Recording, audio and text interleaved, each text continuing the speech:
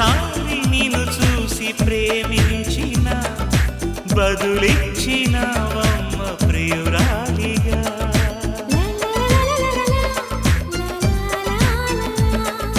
తొలిసారి నిన్ను తాకి ప్రేమించిన మనసిచ్చిన నమ్మ ప్రియ నేస్తమా. కలలోనూ ఇలా కలిసుండాలని విడిపోని వరం ఇయ్యవా అన్నది ప్రేమ, అన్నది